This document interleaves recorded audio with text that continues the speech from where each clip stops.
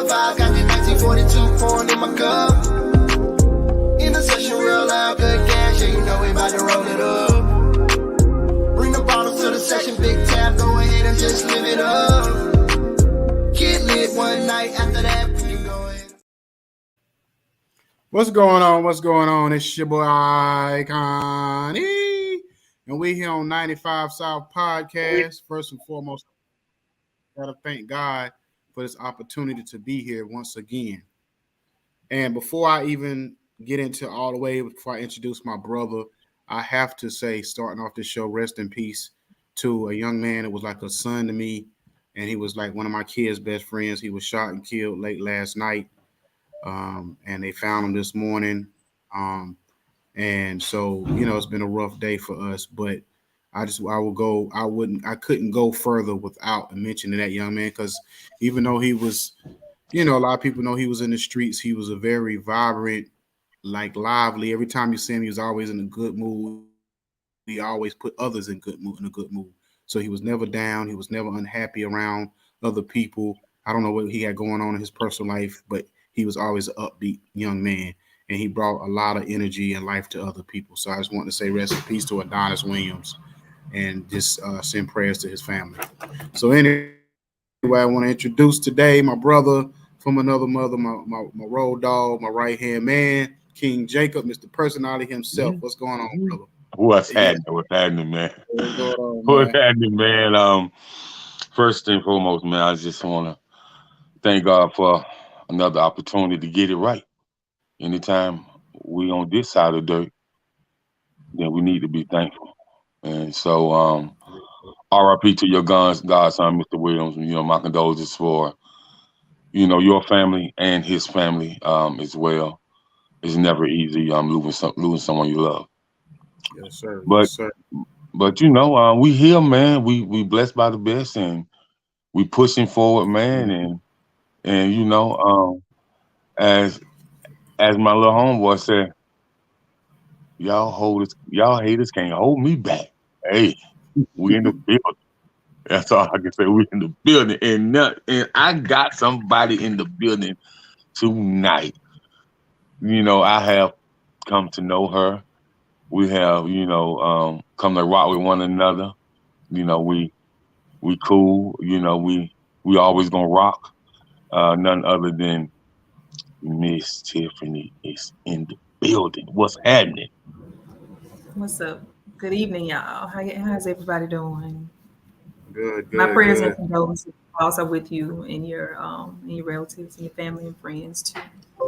The young Thank you, man thank is so much senseless crime and everything going on. It's a shame.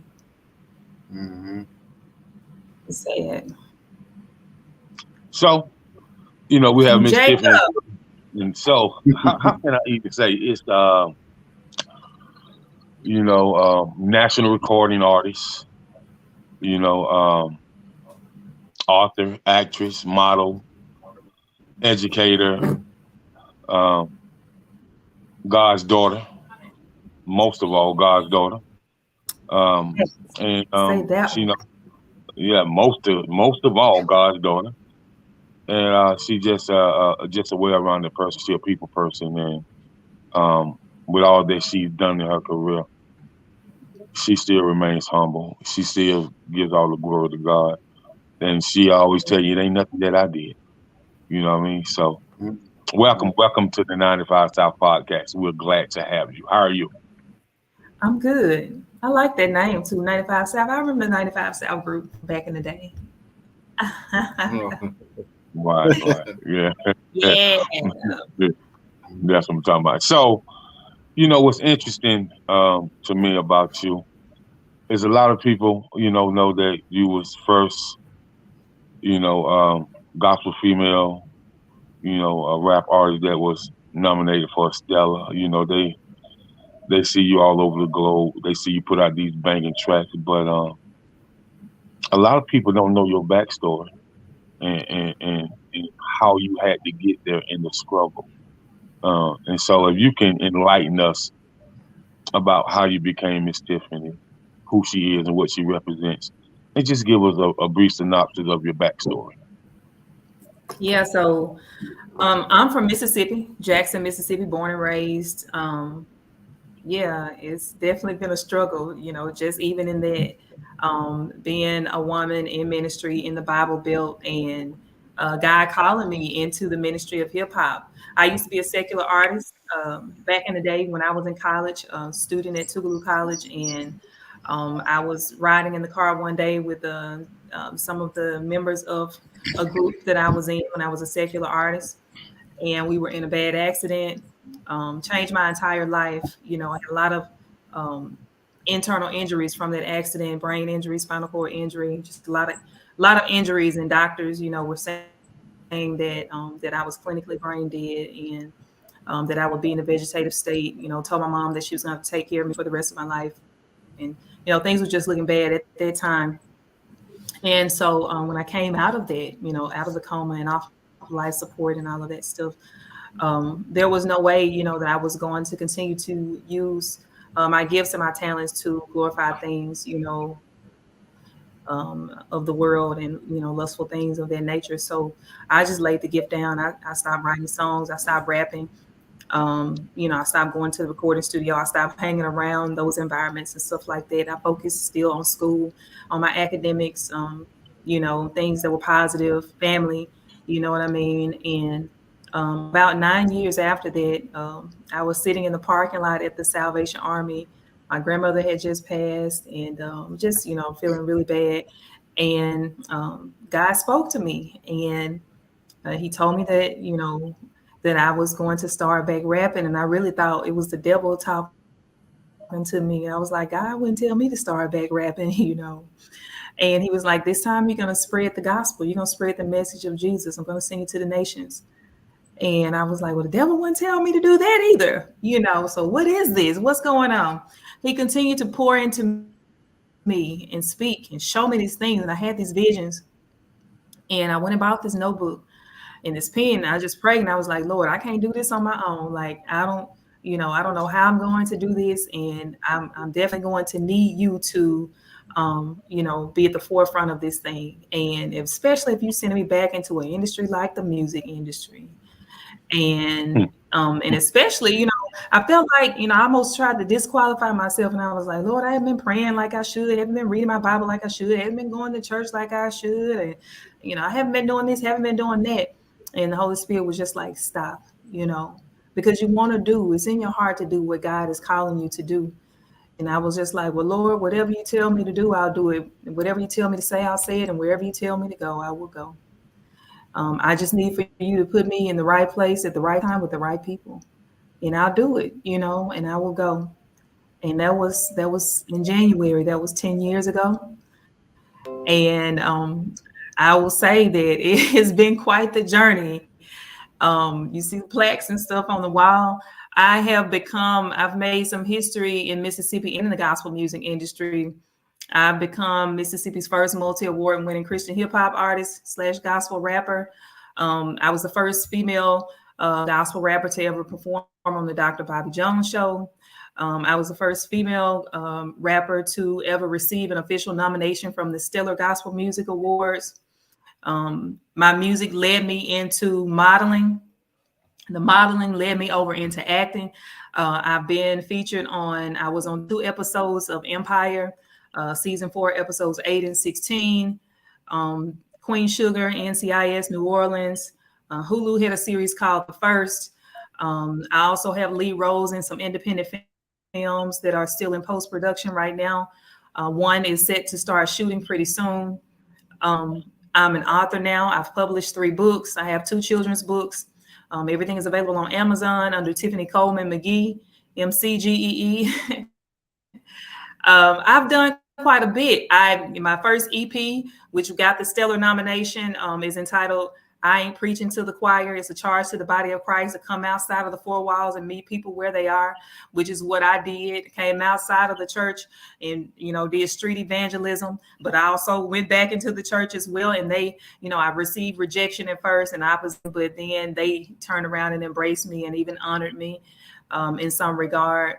I've been awarded, over 30 times. I just released my sophomore album entitled "He's Been Good," and I named it that because he has been good from all of my life, and especially since I started up until now. And so there was no better way to say, that God, has done what He promised me that He would, and what He showed me, than to say that He has been good, that He's been good. So that's where I am now. There's so much that I could share. There's so many different things that have happened. So many, good friends and relationships. I've traveled, to across the nation and to other countries. I've been to Canada. I'm set to go to Paris in May. I'll be performing on a tour this summer. That's set to go to the Bahamas and Turks and Caicos and the Dominican Republic, and I'm excited about all of that, and got a lot of stuff lined up. Sound like you busy and booked. That's what I'm talking about. I ain't. Listen, don't get weary and well doing now. You see, I didn't put my lashes on, Jacob, for this, but I'll be batting with those lashes. I usually have them on, but I think I'm okay tonight. It's okay. It's all right. I don't have to be glammed up all the time, but it's all good. Right, you busy and booked, so that's great. That's great. So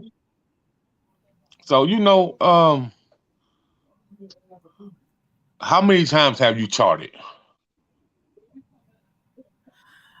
Different charts, Digital Radio Tracker. I believe I even made some history there back in during the pandemic, back in 2020. I'm Sold, one of my songs that was on my first EP, my first album, I think made it to number 12. I think it did. Yeah, it made it to number 12 on the top 50 gospel airplay charts on Digital Radio Tracker. It's been quite a few times. Yeah, so those stats are out there. Yeah, okay, out there. And so, listen, you've charted quite a few times. That's why I asked you that, because I didn't have a significant number, but I know you charted quite a few times, and you've been on some big stages as well. So when it comes, somebody said it has. Yeah, I'm pretty sure. Yeah. I've got pictures with Shirley Caesar. I do. Right. So with you charting like that, just to let independent artists know, how many breaking doors? Up a little bit. Repeat for me one more time. I say just to let independent artists know, just to share some with them. How has charting opened up a lot of different opportunities for you? Well, charting, I think the main purposes of radio, I would say, and not just charting, but the purposes of radio, when you send a song out and you have it serviced and you put it out there, and when stations pick it up and listeners are requesting it and people are listening to it, that indicates the markets where your song is most popular or most listened to. And that can help to influence where you need to go and do events, or to plan your tours, your touring. And so I think that those are some of the important reasons why an artist should look at the charts and say, where am I charting, which stations are playing, which cities, which markets am I charting in.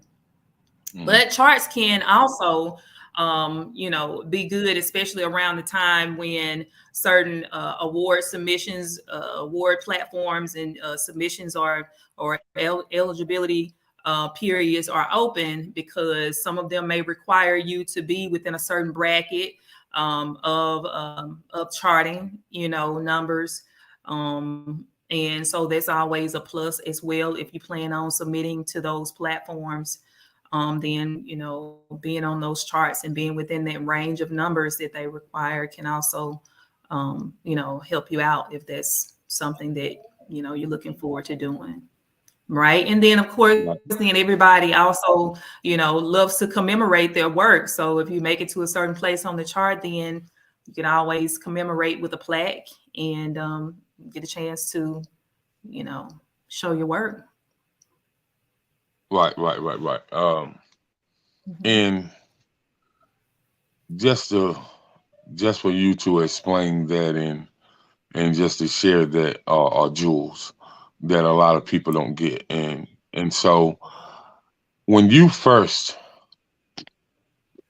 found out that you was nominated for a Gospel Stellar Award, let's talk Mhm. about that mental compassion, that emotion, and with you going out to the Stellar Awards, let's talk about that whole experience.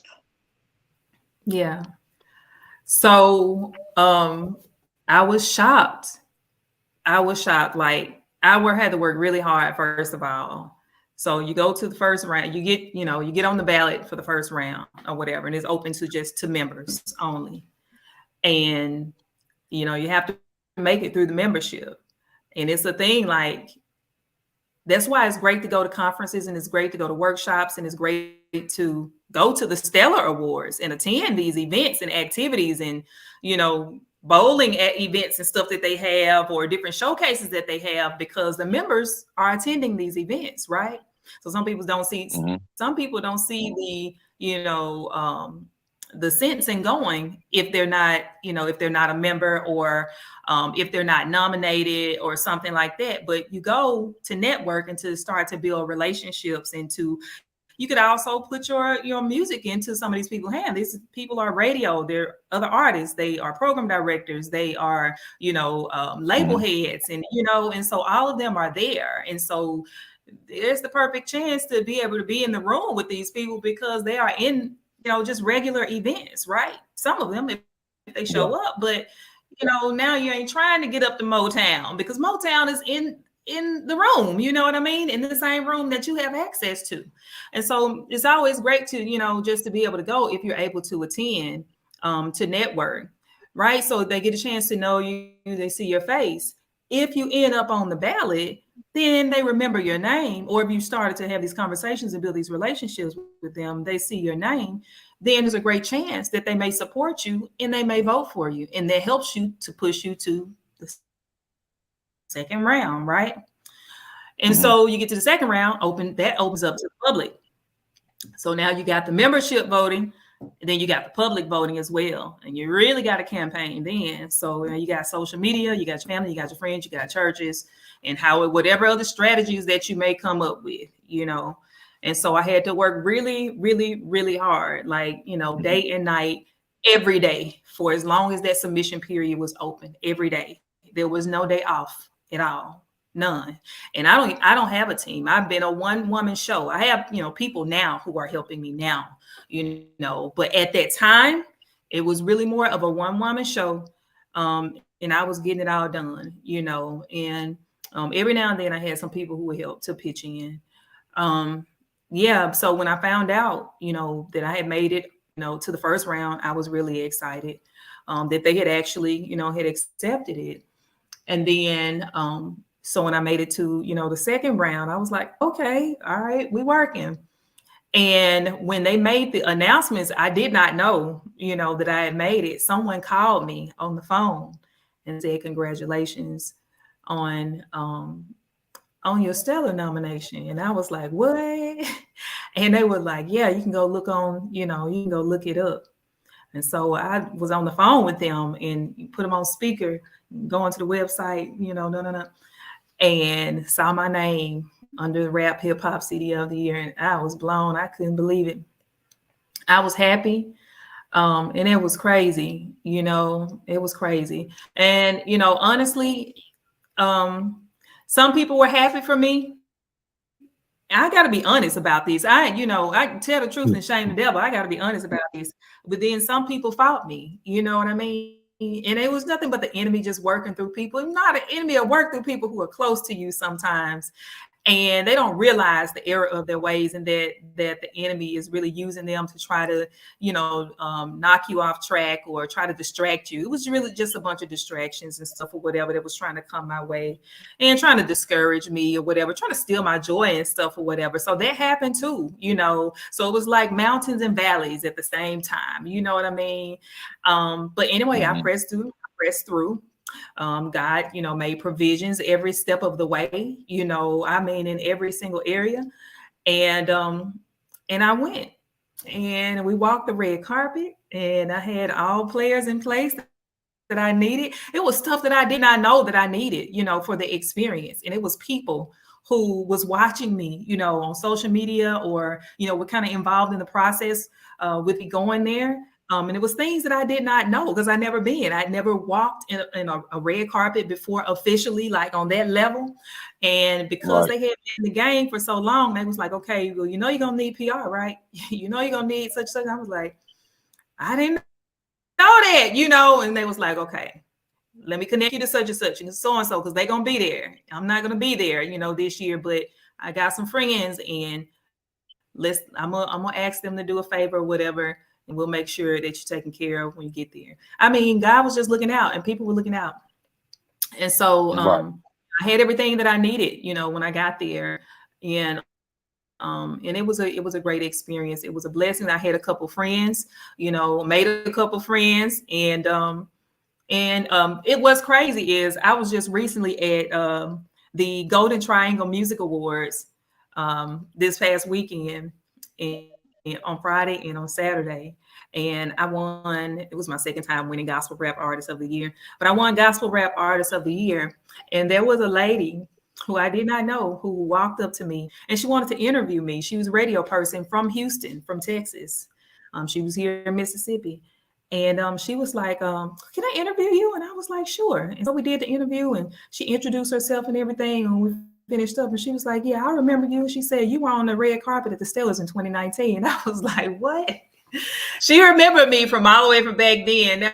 That was kind of crazy. But yeah, God, he just connects, and people listen. I promise. Independent artists, any artist, like God will connect you to the right people in the right place at the right time. You just have faith, show up, believe.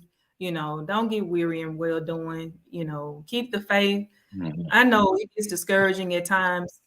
I even felt, I'll be honest, all the stuff that's going on right now that is good, every now and then I still feel sometimes like, I don't know if I'm gonna keep on fighting this good fight of faith, because it gets a little rough. I was feeling like that earlier today. And, it might be a little TMI. Maybe it was just a little, little female problems or something, but they had me feeling like that.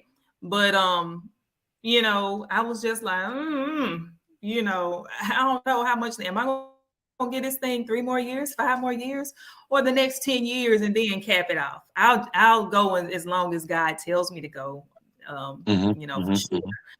Right.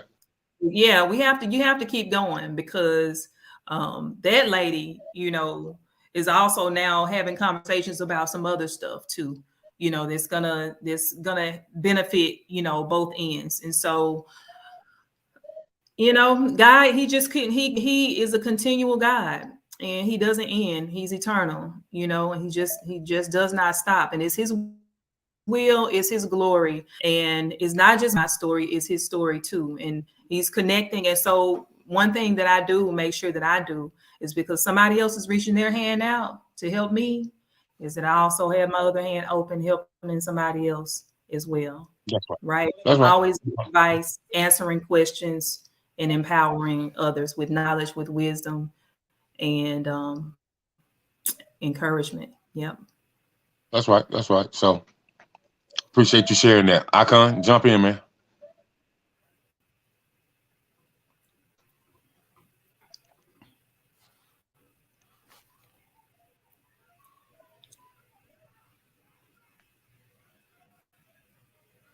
You're on mute. Oh, I'm sorry. In the gospel hip hop lane, people don't realize how competitive it still is.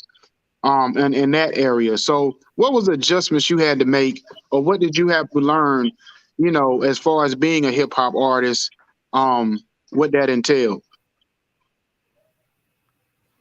I'm still adjusting. I'm still learning. um, it is competitive because it's still rap. It's still hip hop, believe it or not. And just because Christian or gospel is in front of it or attached to it or connected to it, don't ever get it twisted or think that, competition is not on these people's minds, because at the end of the day, many of them came over from mainstream or regular, traditional hip hop or rap. And a lot of them still have that mindset and that mentality. A lot of people, some of them are Christian hip hop and then have now even stepped away from the label of Christian hip hop and say, hey, I'm just an artist. Don't label me with anything. And so that gives them leeway to say, go back to saying whatever they want to say. But it may have been Christian hip hop that gave them their platform. Now that they have the platform and the following, now they're like, hey, I don't want to be labeled. I don't want to be boxed in. You know what I mean? Because Christian hip hop has within its own right a limit, to a certain point. Even though Christ is not limited, the music genre itself has a limitation within the music industry and within hip hop. There is a cap somewhere. Right. Yeah. Hip hop is larger, it's the overall umbrella, and Christian hip hop is underneath that, right? So it would never, what I'm saying? I would never say, I don't want to never. I ain't gonna say never, because I believe God, I believe God has a plan for Christian hip hop. I really do, because it's as long as his word remains at the forefront and it remains pure, I do believe it can dominate in some regard. You know what I mean? But it requires a conduit, a vessel, in order to do that. One that's pure and that's true to his word, to his mission, and to the Great Commission, in order to do that. But when you got somebody whose heart is set on really the things of the world and just using Christian hip hop as the vehicle to get there, different than the other ones, you know what I mean? You just using that, you know what I mean, as them. Yeah, and a lot so, of times you listen to it. What was that? Yeah, because you can't really tell apart. A lot of times you can't tell a difference when you're listening to it. Like, you really can't, especially from the spiritual side. You really can't tell. It just sounds like you're hearing everybody else, but they just, they know about a reference to God every now in the song, but yeah, he was breaking up. He was like, you can't tell the difference between a lot of it. Right. And I mean, even with the, with the appearance, sometimes you can't tell the difference either. There's a way to do everything. I love fashion, I love beauty and all of that. So there's a way to do it. There's a way to do it. There's a way to record the music and to put it out and to express and still go hard, but at the same time maintain that character, that integrity, and uplift and glorify God. There's a way to do it. People know and can tell the difference. And I'm not one to want to mislead the people of God, because I have to answer to God. Right. Of course, we all do. At the end of the day, we all do. And so I'm not, if I ever feel like that it's on my mind and in my heart that I'm going to turn back to that, then I won't call it gospel hip hop. I won't call it Christian hip hop, and I won't say that that's what I represent. You know what I mean? Right. I can dig it. Yeah. So you got to stay true to yourself, but you also got to stay true to the will of God as well, for sure. Absolutely. No doubt. And so, Tiff, what I need people to know about you as well. We see you out here spin these flames, spin these bars, and knocking people head off their swivel when they listen to your music. But another thing about you, you are a children's author as well. And so tell us about that experience on, working with your daughter, writing with her and doing events with her and and that mother and daughter bond were both of y'all of authors of these children's books. So how did y'all get that started? Yeah, she's so sweet. You know, I always wanted to. There was a childhood dream of mine to become an author. And you know, it came to pass when you know, I was in my early 30s. I'm still in my 30s, but you know what I'm saying, in my early 30s. It came to pass, and I've always been one to want to expose my children to as much as possible at a young age to positive things, so that they wouldn't, you know, be confused when they got you know, older, and just kind of didn't know what they wanted to do, and waste a lot of time, you know, in their young adulthood years trying to figure it out. I wanted to give them some experiences early on so they would already kind of have an idea of what they liked and what they didn't like. You know, that was one thing. And so I would take her with me, you know, when I was doing different things, whether it was, you know, to shows while I'm performing. She see me doing the songwriting process. I even had her in the studio with me. She's actually on a few songs. They were not released songs, but she has done some recordings with me. And I would take her with me when I was doing book signings too and readings. And so she expressed to me that, you know, she wanted to write a book. And she told me how she wanted it and what it was going to be about.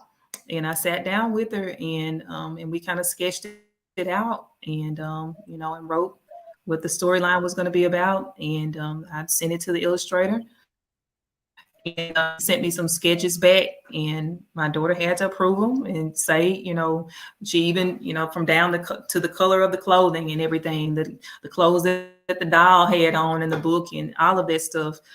She had to approve it, and you know, it was her opinion, her final judgment on all of it. So I didn't, you know, take over or anything like that. I let her self-guide and tell me how she wanted it because it was hers, and I just co-authored with her, you know, as a part of the creative process. But I really let her take the lead on it, and showed her, you know, how, you know, to do it, so that, you know, whenever she decided that she wanted to do, you know, that on her own, she would know how it went. And so after we got it published, whenever I would go and do book signings or an event or something, I would take her with me, and so she could autograph and sell her books too. And that's what she would do. Okay. And yeah. Okay. So how many books thus far have you guys, you know, published and got out to the public? I have published a total of 3. She's only done that one, but is already talking about, she's talking about different books that she wants to put out all the time. But we are right now talking about a coloring book. And I also want to do a devotional. I just released a manifestation journal back in September called Girl, God is in the Details. Yeah, that's out right now. And it's a space where people can write their own ideas and goals and visions, and manifest them with the word of God. You know, write the vision, make it plain. I'm a stern Is it believer in that. These things you hear me discuss and talk about all came and stemmed from something that I wrote down, whether it was a song, whether it was a goal, you know, a vision that I had. I wrote it down first, and now I'm living in what I wrote. like so that's a journal that you just talking about you wrote? Mm-hmm. Okay, so is that primarily, you know, for females or? I mean, anybody who wants to get it can get it. It does look girly, though. I would say it's a lot of pinks and purples and all that stuff on it. It's called Girl, God is in the Details. And it Okay. is geared towards young women, teenagers, young girls, the professional woman, women of all ages, anybody. My mom has a copy. My sister-in-law has copies. Neighbors have copies. You know, church members have copies. Everybody, kids have copies. There's no age limitation to it. Anybody who can write can get it, and and I believe do something with it. And I've had testimonies come back already. know, immediately, like when they bought it and they started writing it, and people contacted me back in like a week or 2 weeks, and it's like, hey, this is what's going on. I wrote this down, and this is happening already. Seriously, I kid you not. Okay. I can you hear us, man? I get a little froze there. So as time went on, you became an author, and along with that, let's talk about you being a model and actress. So Okay. the music led to that, but in your headspace, how did that come to fully? Like how did you come to terms with it? Like, oh yeah, this is me as well, and so this is Mhm. something that I know I can own and stand on top of it. So Yeah. so how did all that happen? I think modeling was really a gift that was lying dormant from when I was a kid, because my mom, I remember she used to change my outfit like 3 or 4 times a day sometimes, and take pictures of me all the time and put them in the photo album once they developed from like Kmart or wherever she used to get them developed at. Um, and so she used to do that all the time. And then um, years later, after I shot the music video in Atlanta, the makeup artist thought I had some nice features, and she was doing a campaign actually while I was there that weekend, and she asked me to model, be one of the models for her campaign while I was there, and I told her that I would. And then while I was in the elevator at the hotel, there was a fashion show. Um, Mhm.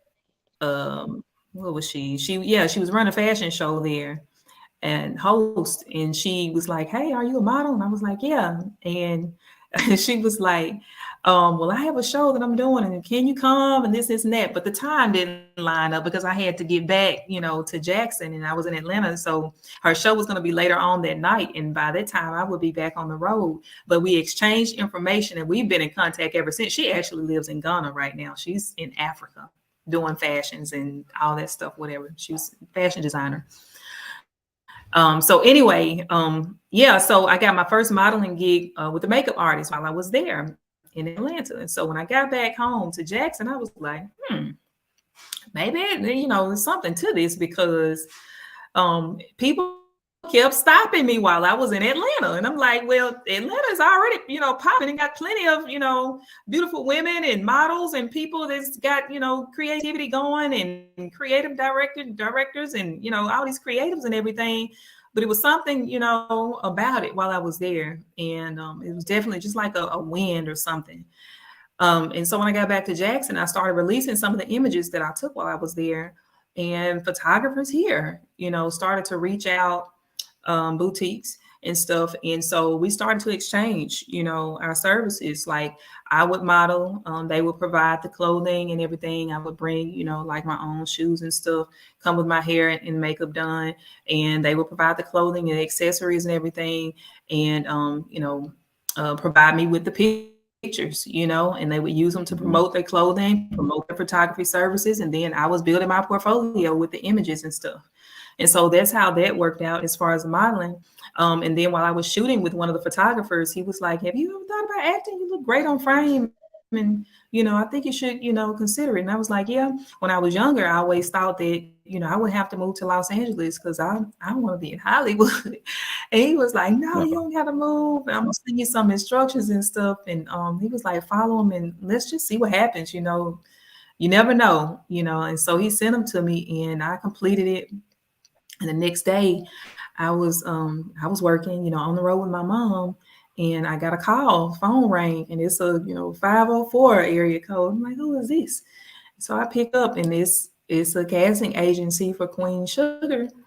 And they wanted me to come to New Orleans the next day. And so I had to be there the next day, and I went, and I was on the set. It was my first time being on the set of a major network television series, and I'm just soaking it all in and picking it all up and stuff or whatever. They called me back. They wanted me back the next week, so I went back the next week, and by that time I was releasing the video Then that's how, someone from that was scouting for Dr. Bobby Jones saw me, saw the video, and sent me a message and was like, "Hey, we never had a female rapper on the show. Would you come and bless us with by being the first?" And so I agreed to it. I went up to Nashville and I did that. And meanwhile, I then get a call from a casting agency from the owner in Chicago. And she's like, "The directors of Empire saw some photos of you, and we want to cast you as one of Shine's baby's mamas. And can you make it? Can you be here in Chicago?" Even though the show was set in New York, they really shot in Chicago. And so some people know that, some people don't. It's over with now, so I can say it. But yeah, so that's how that happened. But before that happened, the supernatural thing about that is that when Empire first aired in season 1, my mom called me and she was like, "There's this show that comes on Fox," and she was like, "You should watch it because." She was like, "It's starring Terrence Howard and Taraji Henson." And she was like, "It's about the music industry. You probably learn some stuff about the music industry and, that'll help you with your music career." And I was like, "Oh, okay." Because I didn't watch TV a lot, And so she called me the first week when it first came out. She called me the second week and she was like, "Did you get a chance to catch Empire?" I was like, "No, I didn't catch it." She called me the third week and she was like, "Did you watch the show?" And I was like, "No, I didn't watch it," And so every week she was calling me about the show. And I said, "Well, on Saturday, I'm going to binge watch. I'll watch on demand." And so I watched it on demand. And then I called on the phone and I was like, "Hey," I was like, "I love this show." And I was like, it was a good storyline about family, building a business, building an empire together, music and all of that. And I said, "I'm going to be on there one day." Because I had a vision. I saw myself standing on the stage with Terrence and Taraji. And she was like, "Well, yeah, you have faith for it. God can do the impossible." I was like, "Nah, I had one of those, those open visions that I have sometimes." And I saw myself standing on the stage with them. And she continued to agree with me and everything. And 2 years later was when I got that call. The first episode that I was in, Terrence and Taraji wasn't in that scene with me. And so one would think like, "Hey, maybe I just, saw that because I really was going to get a call about the show." But after we did that first scene, and that was season 4, episode 8, a few months later, they called me again and they was like, "We need you back." And it was season 4, episode 16. And that Shine was being memorialized because he gotten killed off the show. He had gotten killed. And when we went back, and that's when I was standing on the stage in Club Leviticus with Terrence and Taraji, right there with them, just like I saw. So, yeah. Favor. It's either favor or it's when I read the book of Revelation when I was 15 years old and went and got baptized. I was just talking about that in Bible study, which is why I was a few minutes late getting home. But either or. Yeah. So you did a lot and you're still going and spring and summer is opening up. So you're about to be touring all over the country, overseas and everywhere else. And tell us about your new release. He's been good. He's been good. He's been good has 11 tracks on it. And I opened up and I've shown some vulnerability on this album, on this project. And I'm telling some story. I'm talking about some real life stuff, some things that I've been through that I know some other people have been through and that they can relate to. Things that happen in childhood and stuff that, emotional, stuff that we go through in our hearts, storms that we go through. I'm talking about that a little bit. So yeah. But still saying that everything is still pressing through and that God is seeing us through all of this and that he is still good. I have some good features on the album. I have The Truth. Myron Butler is on the album. MC Nice, Jay Will, Robert Curry from Day 26. He was on, P. Diddy's Making the Band. Robert is on the album. Mike the Chaplain is on the album. Tri Bishop produced quite a bit of my album. And he is also a featured artist on the album as well. So we got a lot of people on there. I'm well pleased with the production, with the quality of it. It's available everywhere. I was afforded major distribution through Monarch for this album, and so I'm excited about it. Still, waiting on the visuals to get out there. But I believe everything in God's timing. So I'm not gonna stress. But that's right. Yeah, it'll be what it's supposed to be. That's what's up. That's what's up. So I just want to say, man, it's always a pleasure to have you on the platform, on any platform that I'm a part of. Because I'll be all over the place. I'm a part of few platforms. So, I enjoy what I do. And I enjoy, interviewing people like yourself that's got a remarkable story. And the story just keeps getting better and better and better and better. And so, that's why I said God's favor. God's favor. So before we get out of here, can you tell everyone how to keep in contact with you, how to get up with you, and even how to book you? Sure. You can follow me on social media at official Miss Tiffany. That's official MIZTIFFANY. It's all together. I'm on Instagram, Facebook, Twitter, YouTube.